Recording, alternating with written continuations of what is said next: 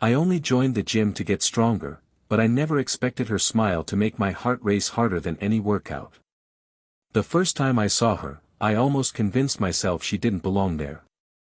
Not because she was out of place, but because she seemed to carry a presence too refined, too quietly magnetic for the noise and sweat of the gym floor.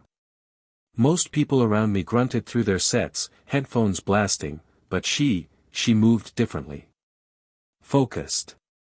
Graceful. Like every step had already been measured, every gesture deliberate. I had just started my membership, and truth be told, I didn't know what I was doing. My hands fumbled with the weights, my form was clumsy, and I could already feel people glancing at me with that half-pity, half-amused look. But when her eyes landed on me, it didn't feel like judgment. It felt like she saw through the noise, straight to the part of me that wanted to do better.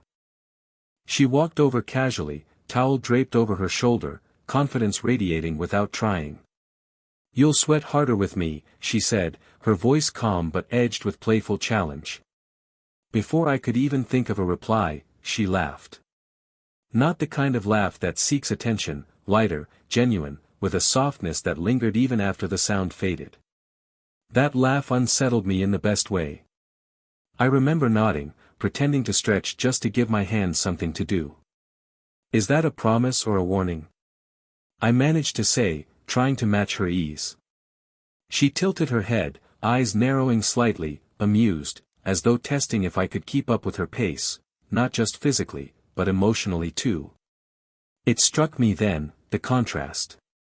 Around me, weights clanked and sneakers squeaked against rubber flooring, yet all I heard was the steadiness of her breathing and the quiet ripple of her laughter replaying in my mind.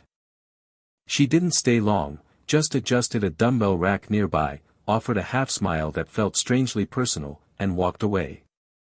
But in those few seconds, I caught details I shouldn't have noticed in a stranger: the faint sheen of sweat along her collarbone, the way her hair, slightly damp, framed her face in loose strands, the ease in her stride that spoke of discipline and years of self-awareness. It wasn't attraction in the typical sense, at least not yet. It was something subtler, heavier. An awareness that she carried a history I couldn't guess, and that maybe, just maybe, she had no idea she'd already become the center of mine. By the time I finished my first workout, my arms ached and my shirt clung to me, but none of that mattered. What lingered wasn't the soreness, or the embarrassment of my clumsy form. What lingered was her voice, steady and teasing, echoing through me like a quiet challenge. "You'll sweat harder with me." It was only meant as a playful remark, maybe even forgotten by her the moment she said it. But to me, it was the first spark. The first thread tugging me toward a story I hadn't expected to begin inside the walls of that gym. The next day, I found myself back at the gym, half excited, half nervous. I told myself it was about discipline, about staying committed, but I knew better. Somewhere between her words and her laugh, she had given me a reason to show up again. I was fumbling through a shoulder press when I felt her presence before I saw her. She moved quietly, like she belonged in every corner of that place. Then, without a word, she stepped closer. "Careful," she said softly, her voice low enough that it cut through the music pounding in my headphones. I pulled one earbud out, glancing at her in confusion. "Your posture's off, you'll strain your back that way." Before I could react, she reached out. Her hand rested lightly on my shoulder, guiding it back, adjusting the angle with steady precision. It wasn't invasive, but it wasn't forgettable either. The weight of her palm was warm, grounding, as though she had pressed pause on everything around us. "There," she murmured, stepping back slightly. "Better." I nodded, pretending to focus on the bar in my hands, though my mind was fixed on the way her touch had lingered even after she let go. My chest tightened, not from exertion, but from the subtle intimacy of the moment. She wasn't just correcting me, she was paying attention. For a second, I wondered if she noticed my silence, if she could feel the small storm she had just stirred. But she didn't make it heavy. Instead, she smiled faintly, her expression half serious, half playful. "You'll thank me later," she added, folding her arms as though she had just won some invisible round. I forced a laugh, trying to shake off the heat rising in my face. Guess I owe you one already. She tilted her head, her eyes lingering on mine for just a heartbeat longer than necessary, and then turned away, leaving me with my weights and a racing pulse. It wasn't a grand moment, nothing anyone else would have noticed. But for me, that simple correction, her hand on my shoulder, her steady guidance, was more than physical adjustment. It was the first thread of connection, pulling tighter, drawing me closer without either of us naming it. By the third visit, the gym no longer felt like a room full of strangers. It felt like a place where her presence lingered in every corner. I caught myself searching for her reflection in the mirrors before I even touched a single dumbbell. And when I finally spotted her, leaning casually against a bench, adjusting her gloves, I felt that same pull I couldn't quite name. Between sets, she drifted over, water bottle in hand. "Don't rush," she said, her tone light but purposeful. "Rest matters as much as the lift." She sat on the bench beside me, close enough that I could feel the warmth radiating from her skin, though she never crossed the line of comfort. I nodded, still catching my breath. "I figured the goal was to push until you collapse." Her laugh came softly, shaking her head. "That's how beginners burn out. Strength isn't built in one day, it's built in patience." Something in her words landed deeper than just gym advice. The way she said it carried weight, like she wasn't just talking about training but about life itself. I wanted to ask, but before I could, she began telling me a story, how years ago, she had walked into the gym for the first time after a hard chapter in her life. She didn't offer details, but the way her voice slowed, the way her eyes softened, told me enough. There was vulnerability hidden in her confidence, and it made me see her differently. She wasn't untouchable. She was human, strong because she had chosen to rebuild herself. As she spoke, I caught details the gym's noise couldn't drown out, the faint scent of her perfume cutting through the smell of metal and chalk, the way a bead of sweat traced down the line of her jaw before she wiped it away, the small creases at the corners of her eyes when she smiled. I wanted to keep her talking, just to hear her voice steady me the way it did. And though our conversation was simple, rest, strength, patience, it left me with something heavier. By the time she stood and gave me a playful nudge on the arm, I realized it wasn't just about workouts anymore. It was about the quiet space she created between sets, where the gym noise faded, and it felt like only the two of us existed. It didn't take long for people to notice. Gyms are like small towns, everyone watches, even if they pretend not to. By the fourth or fifth day, I could feel eyes on us whenever she walked over to correct my form or share a quiet word between sets. One of my buddies, spotting me on the bench, smirked. "Man, you're getting special treatment. Trainer looks at you like you're her favorite student." He said it lightly, but the words clung to me longer than I wanted them to. I tried to laugh it off, but when I caught sight of her across the room, adjusting her ponytail, I felt a knot twist inside me. Was it that obvious? Did everyone see the way my attention always found her, the way my chest tightened whenever her hand steadied my shoulder or her smile lingered longer than necessary? She must have noticed it too. That day, she was quieter. Her corrections were briefer, her words less playful. But her silence wasn't cold, it was cautious. I saw it in the way her eyes flicked toward others before returning to me, in the way her hand hovered just short of touching my wrist before she pulled back. It made me realize that what we had, however undefined, was fragile. Not because of her, not because of me, but because of the world watching from the outside. During a water break, I caught her gaze in the mirror. For a moment, the noise of weights and chatter faded. Her eyes held mine, steady, unblinking, like a silent question, "Are you feeling this too? Or am I imagining it?" I didn't answer out loud. I couldn't. Instead, I gave the smallest nod, just enough for her to see, before I looked away. When she passed me later, handing me a towel with a faint smile, I felt the distance and closeness at once. We were both aware now, aware that others had noticed, aware that something deeper was threading itself between us. And yet, even with the quiet tension, I knew one thing for certain: no amount of outside eyes could erase the way her presence grounded me.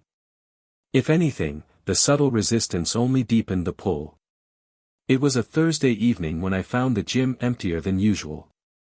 Most of the machines sat idle, mirrors reflecting a silence rarely found in that space. I had nearly finished my workout when I noticed her at the far end, not training anyone, just training herself. She moved with a different rhythm when no one was watching. Less calculated, more personal. Her ponytail had loosened, strands of hair falling against her face as she pushed through her own set, sweat tracing along the curve of her temple. For the first time, she didn't look like the untouchable trainer everyone respected, she looked like a woman chasing her own strength. I didn't want to interrupt, but she spotted me before I could slip out. A small smile tugged at her lips. "You're still here?" I shrugged, trying to play it cool though my pulse quickened. "Guess I'm starting to take your advice seriously." She chuckled, placing her weights down. "About time." Then, after a pause, "Need a spot?" I nodded, and just like that, the distance between us closed. She stood behind me as I set up for my last bench press, her voice steady, guiding me through each rep. The gym was so quiet that I could hear the rhythm of her breathing behind me, the faint squeak of her sneakers against the rubber floor as she adjusted her stance. When I racked the final rep, I sat up, breathless. She laughed softly, handing me my bottle of water. "Not bad," she said, her tone playful but her eyes carrying something gentler. As I reached for the bottle, her hand brushed mine, just a second, maybe less. But in that silence, it felt longer. The warmth of her skin against mine sent a current through me, one I couldn't disguise. She noticed. I could tell by the way her smile softened, by the flicker of hesitation before she pulled her hand back. But she didn't retreat entirely. Instead, she sat beside me on the bench, shoulders almost touching, her presence both steadying and electrifying. The gym no longer felt like a place for exercise. It felt like a space where two people, separated by years and expectations, had finally stepped into each other's orbit without anyone else around to witness it.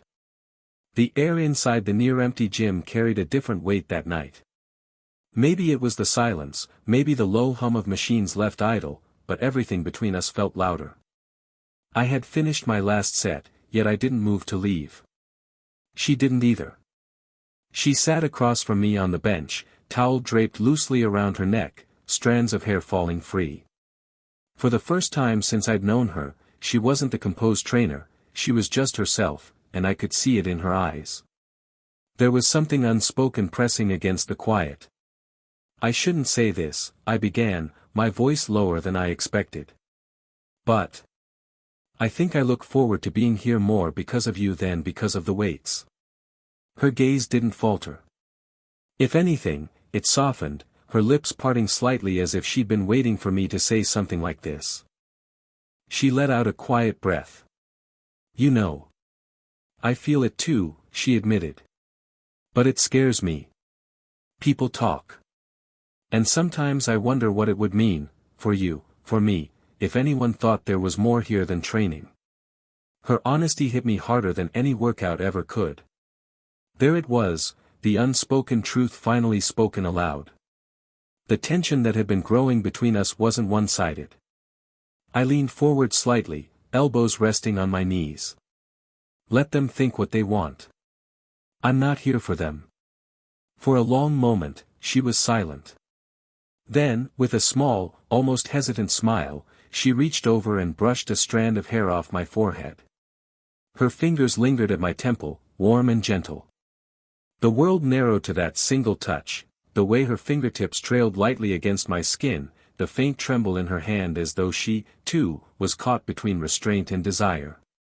She laughed softly then, breaking the heaviness, though her voice carried an edge of vulnerability. "Your trouble, you know that." "Maybe," I said, holding her gaze. "But the good kind." The space between us was thin, charged, alive. Neither of us moved closer, but we didn't need to. The silence said everything. The gym was quieter than usual that night, the kind of quiet that made every sound feel sharper. The faint hum of the air conditioning, the soft clink of weights being re-racked, the low murmur of someone's music leaking through their headphones, it all blended into a background that seemed to fade the moment she walked toward me. We had been circling around this unspoken thing for days. Every glance held more than it should, every correction of form lingered longer than it needed to, and every laugh carried a softness that spoke of something neither of us dared to name aloud. By now, it was impossible to ignore. When the last of the other members left, the silence became almost heavy. She sat on the bench across from me, wiping her hands with a towel, her gaze flicking up to meet mine in the mirror. There was no playful remark this time, no teasing edge to her voice.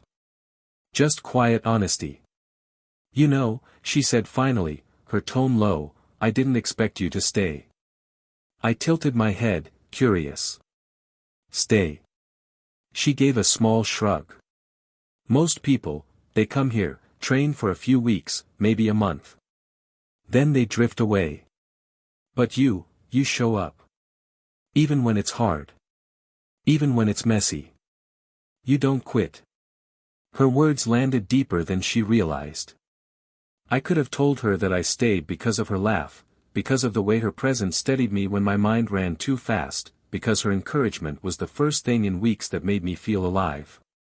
But I didn't. Instead, I said, quietly, maybe I found something worth staying for. For a moment, neither of us moved. Then she stood, crossing the short distance between us. She stopped right in front of me, close enough that I could see the faint sheen of sweat along her collarbone, close enough to hear the steady rhythm of her breathing. Her arms slipped gently around my waist, hesitant at first, then firmer, as if giving herself permission. Her cheek rested against my chest, and I felt the quiet thrum of her heartbeat, steady and strong, syncing with mine. My arms came up instinctively, one hand at her back, the other at her shoulder, holding her as though I had been waiting for this moment without even realizing it. The hug lasted longer than either of us expected. It wasn't rushed, wasn't cautious, it was grounding, the kind of embrace that doesn't just connect bodies, but quiet storms. I felt her sigh, a small exhale against my shirt, and it was in that sound that I realized how much she had been holding back.